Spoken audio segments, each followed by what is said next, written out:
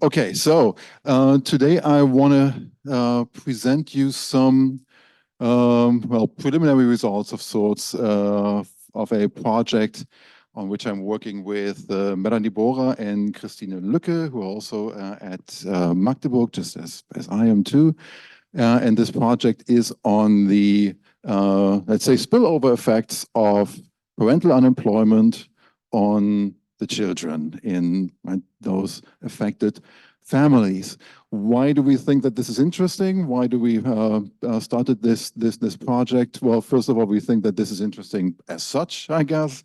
Then it belongs sort of to a longer running research project in which we are looking at the effects of unemployment on well-being and various facets of that, and that link is one of these facets. So that's why we got started on that. But listening to Anthony's presentation earlier, I found another justification for looking at this, because he had this wonderful graph showing all the age groups about which we know a lot, and we know a lot about prime age people, and he said that we don't know very much about children. So hopefully we can contribute a bit, about children's well-being here with this project, even though I cannot promise to be delivering fantastic well-being results. Just some results from plain regression analyses, no fancy methodology and nothing. Some results, which we hope make some contribution, but that also have their limits. Okay, so don't get your hopes up too much. But I'm going to tell you about that in a minute. Okay, so this longer running research project on unemployment and well-being. I'm absolutely certain that all of you know a lot about this literature. I mean, there are tons of studies showing that unemployment is bad for all kinds of subjective well-being, and then one can look at various aspects of that. I mean, there's this cross-sectional negative association. When you do panel analyses, you see that this also holds once you include individual fixed effects. So it's really not just the unhappy ones becoming unemployed more often, but it's really when people become unemployed, then they might experience a drop in their subjective well-being. Then there are studies showing that also when you have been unemployed in the past and you return to employment, past unemployment leaves a scar. So when people remain at a lower level of subjective well-being, being afraid to become unemployed in the future is also bad for subjective well-being. Unemployment is one of the few life events to which people do not adapt much or not at all. So unemployment seems to be bad when it first hits, and it seems to stay bad.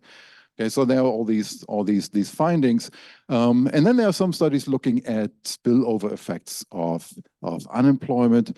There are some very prominent studies looking at let's say regional effects, finding that unemployment hurts less when you become unemployed in a region where the unemployment rate is already relatively high. And this social norm argument, right? You don't deviate as much from the social norm if many others also experience the same bad fate as you do. Even though if you look into the data there, you see that it's not that the unemployed would actually become happier in high unemployment regions. Everybody becomes less happy in high unemployment regions, but so to speak, the unemployed become less unhappier than the employed do. So it's really just the gap between the employed and the unemployed, or in panel analyses, right, between being in the state of employment or in the state of unemployment, that shrinks. But there seem to be negative spillover effects there, right? So subjective well-being is lower in high unemployment regions, and one can also see that at the partner level. So there are some studies looking at that, so that one partner typically suffers when the other partner becomes unemployed. There's one exception that is often found in these studies, and that is with unemployed men. Unemployed men in many studies tend to become happier when their wife becomes unemployed too. So they're in the unhappiest state if they are unemployed, but their wife shows them that it's possible to be employed and that they should be employed. Anyways, so that's at the partner level. And then we are asking here, well, are there potential spillovers also to children in these households? So theoretically, there might be different channels, right, through which these spillovers might occur. So of course, there might be negative spillovers because when the parents become unemployed, there's less household income. So right, they can also afford less for their children. There might be more uncertainty about the future. The parents might have a lower well-being, and that might have a negative spillover as such due to more stress and conflicts in the family and all that. Okay, so that might be channels through which there might be negative spillovers. One could argue that there might be positive spillovers too, because one of the few upsides of not having to go to work is that you have more time on your hands, right? Then maybe children benefit from the additional time that parents can spend with them when they don't have to work, and maybe that is really reducing time conflicts in the family. So maybe through these channels, unemployment is not only bad. Okay, theoretically that's at least feasible. So let's check empirically what we find. Okay, so to just give you a preview of the results, I'm going to show you in a minute. We're going to use data from the German socioeconomic panel on children and, let's say, adolescents, young adults, so 12 to 21-year-olds. And what we will find is that there's a negative relationship between unemployment of fathers and mothers. So we are distinguishing between paternal and maternal unemployment and the children's life satisfaction. We will distinguish between different reasons why people are unemployed, and if they're unemployed involuntarily, the effects seem to be particularly strong.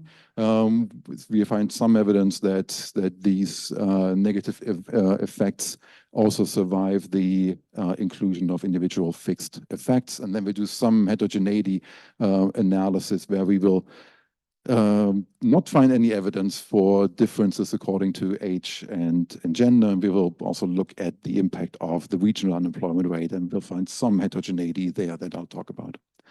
Okay, so related literature. There is a relatively large literature here. Let's say not only in econ, but of course also in, let's say, education sciences and developmental psychology and all kinds of other subjects. And I'm only listing a few studies that show that parental job loss has negative effects on children's physical health, mental health, school outcomes. Okay, but we're not going to look at this. We are interested in life satisfaction as like the flagship measure of subjective well-being.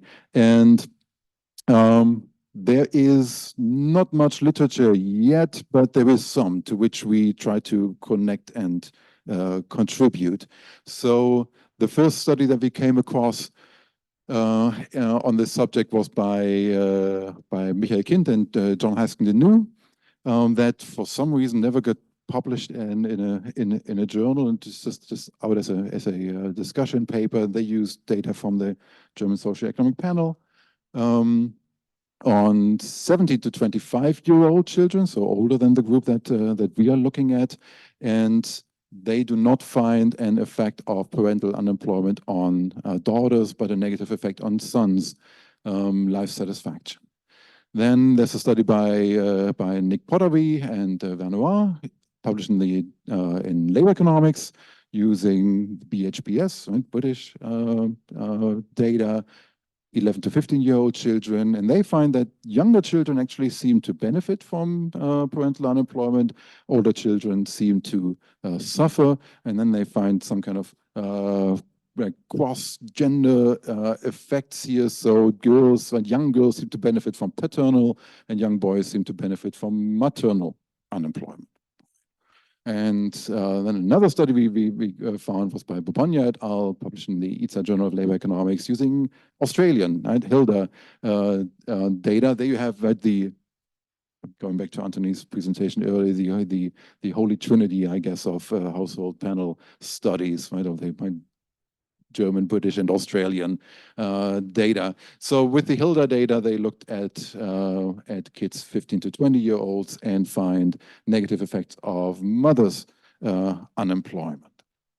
Okay, and one last study here, relatively recent, Kerstin Hansen and Alois Stutzer in JABO, and they used a cross-country survey of children aged 11 to 17, and they also find a negative association between both mothers' and fathers' unemployment and children's life satisfaction. But that's not a panel, that's a cross-sectional study. Okay, so summing up the different methods from these different studies, let's say, I mean, they all point to, in general, negative spillover effects with some heterogeneity, let's say. And we figured that methodically or data-wise, they all differ with respect to, are they able to look at really younger children, so 14 and below, let's say, whether they can distinguish between the reason for unemployment, voluntary, involuntary unemployment, whether they have panel data and can take fixed effects into account, and whether they check for age heterogeneity and regional heterogeneity. And when you go through these studies, we found that, well, some of these studies do some of these things and some they don't. Okay, so I talked about these studies already, but when you see that there are always some green check marks here, but each study has their gaps, let's say, and now guess what our contribution will be? Well, we're going to try to do a study that can put check marks in all of these spots, basically, right? To check whether we can find supportive evidence for these negative spillovers. Also looking at, let's say, comparatively young kids, focusing on involuntary unemployment, taking individual fixed effects into account, and also checking whether we find evidence for age and regional heterogeneity. Okay, so that's what we do. Okay, we use, as I said, data from the German Socioeconomic Panel, running from 1984 to, we use data up to 2021. We restrict our analysis to, well, 12 to 21-year-old children. Not all these ages are observed in all these waves. So, as many of you know, if you have worked with the German Socioeconomic Panel, it's typically, or it was originally designed to include everyone starting in the year in which they turn 17. Okay, so we always have 17-year-olds and some 16-year-olds in the panel, right, in the year when they turn 17 later. And since 2014, the SOEP started to include what they call preteen questionnaire, interviewing kids who turned 12 in the survey year separately. And so we have 11 and 12-year-olds then in that year. And since 2016, so 2 years later, they also start interviewing kids turning 14, so basically the same ones that they started interviewing here already, and they still stay in the panel. So kids turning 14, so we have 13 and 14-year-olds then as well. Okay, so our outcome of interest is life satisfaction, and interestingly, in these preteen and early youth questionnaires, the kids were asked the very same life satisfaction question as the adults were asked as well. And overall, right, how satisfied are you with your life, all things considered? Okay, we restrict our analysis here to children who live with both parents, so that we have employment information on both parents.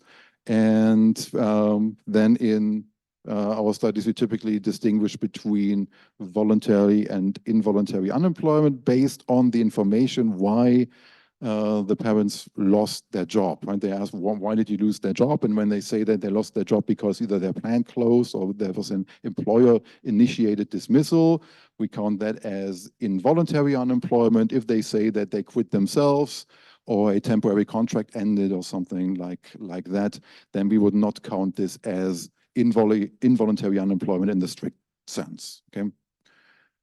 So As I said, no fancy methodology here, just plain simple regression, right? We are explaining kids' life satisfaction in any given year by, well, basically the employment status of each of their parents, father and mother. And then we have some control variables here, children's gender and age, and the number of household members, interview month, regional unemployment rate, and year fixed effects. And then in some studies, on some specifications, we also include child fixed effects. And then we do some heterogeneity analysis as well by interacting some of these variables. Okay. So descriptive statistics here. I don't want to go through all these numbers here. Just by looking at the plain difference here. So first line, life satisfaction of the kids depending on their mother's employment status. And you basically see already that kids with employed mothers, right, 7.6. That's quite a good number, I guess. But maybe we don't want to interpret levels here, but the level difference to kids where the mother is involuntarily unemployed is quite large, just by looking at the raw numbers already. And that is really the lowest number, lower than all the others, in particular lower than the numbers for mothers who are inactive, right? Where you don't see any difference really between mothers who are employed and mothers who are inactive with for the life satisfaction of the kids. Okay, one caveat here already, observation numbers. So there are some observations. So we have about, here, well, we have 29,000 observations roughly for employed mothers or kids with employed mothers. But involuntary unemployment, that's 675. That's not a, it's not nothing, but compared to the rest, it's relatively small. Father's unemployment, similar findings, although the difference here is not as large. Okay. Good. So now let's come to the plain regression results here. So first regression, very simple. Just mother's employment status not differentiated for the reason of unemployment, just simple point. Mother being unemployed here in the first column without individual fixed effects, so really just the cross-sectional difference. And you see that the life satisfaction of kids when their mother's unemployed is lower than the life satisfaction of kids where the mother's employed. Good. Okay, so not good, but negative spillover effects there. And also a negative coefficient here for father's unemployment. When we include some of the controls that I mentioned, there's not much change really in these coefficients. Then there is some change when we include individual fixed effects in the last column. Okay, then you see that the coefficients become smaller. So it seems to be that kids that I don't know grow up in less fortunate circumstances, right? They have a lower life satisfaction as such, and their parents tend to become unemployed more often. Okay, so that's part of the effect. But when you take that out, then and then you look at the fixed effects estimate, you still see that there is something here for mother's unemployment. We don't find anything for father's unemployment, though. Okay. All right. Now, when we distinguish between the reason why the parents become unemployed and we look at involuntary unemployed, you see that the effects stay there and they actually become even, if you want to interpret these differences here, slightly larger, right? But the difference isn't that large really. But in both cases, right? So for involuntary unemployment in particular, we find negative spillover effects. Also in the fixed effects regression for mothers, not for fathers. Okay, I just got the 2-minute signs. I got to hurry up a bit, but the rest goes fast here. So now we're looking at gender interactions, and there's nothing there really. Okay, so this is the base effect here, basically the effect on boys, and that's the interaction effect here for girls. Then no significant effect. Okay, but this is hard to interpret to some extent, I guess, because you see that, well, this, right, I mean, they're quantitatively relatively large. And as soon as we right, include this interaction, also the main effect, right, it becomes statistically insignificant, even though it doesn't change its magnitude, which points to problems with the sample size.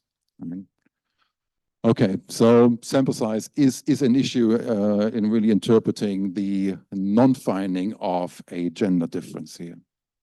Okay, and that's for the age differences between the kids. So up here are younger kids, right? They say 11 to 17-year-olds, and then there's an interaction here for the additional effect for the 18 to 21-year-olds. We don't find any interaction effects here, and so no evidence for age heterogeneity either, but again, problems with sample size to really interpret this as strong evidence against such heterogeneity. And I think that's the last table here with numbers. Regional heterogeneity, I mean, we were expecting, based on this social norm idea, that in regions where the regional unemployment rate is high, unemployment hurts the parents less. And that's what we know from the literature. So maybe it also hurts the children less then. And we do find some evidence for that here for mothers' unemployment, but not for fathers' unemployment. There we actually find a statistically significant interaction, but in the other direction, which is kind of surprising. So we don't know really what to do with that coefficient here. Don't be concerned about this statistically significant coefficient here, really. I mean, that would be the effect if the unemployment rate was 0, which we don't observe in the data. If you look at the effect at the mean, it corresponds to exactly what you've seen before. No effect. Okay, so to conclude, evidence we have on evidence of sort here. We would interpret this as being supportive of the findings that we have from the literature, that there is evidence for negative spillover effects of parental unemployment on the life satisfaction of children. And there is evidence for that even if you take individual time-invariant heterogeneity fixed effects into account. So that's reassuring. We don't find clear evidence for any effect heterogeneity by gender or age. We find some indication for a moderating role of regional unemployment in not easy to interpret directions, I guess. While we believe quite strongly in the first findings here, negative spillover effects in general, we will be quite cautious to interpret the non-finding of any heterogeneity too much because of small sample size problems. Okay, good. That's it.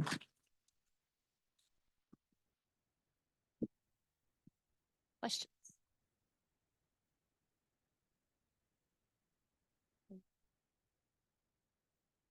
Yes. Thank you. Thank you for this for the presentation. Very interesting.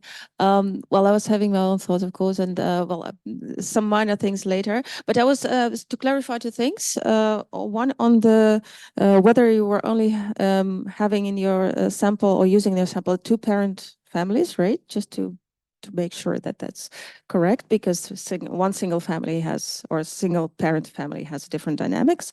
And another one, whether you will have checked or would like to check the East-West German sort of effects. I wonder, well, I just presume there can be some dynamics or different patterns due to historical differences in these two regions.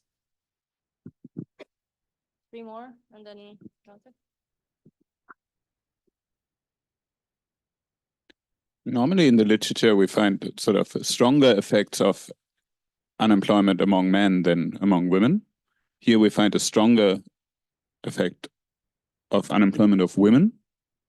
And it sort of goes against sort of one part of the theory on the sort of time availability thing, where insofar as it's often the case that women tend to do more of the sort of child rearing work and sort of this doesn't quite fit together. And I just wonder if you just looked at more of the kind of mediating mechanisms there.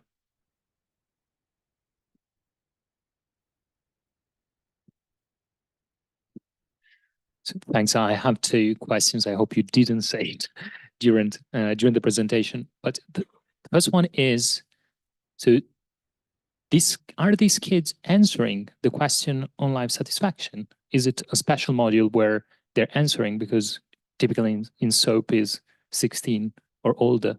So that's what I guess confused me.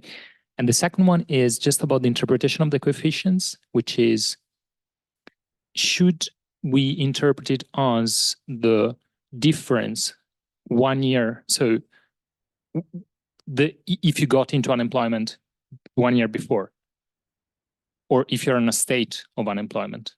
So if the parents are in a state or if they moved into unemployment, because otherwise fixed effects is quite likely that they killed any effect. I don't know if the question was clear. Do you want to answer these because we don't have much time, and then maybe after? Okay, so I'll try to be really quick. Yes, we only use 2-parent families.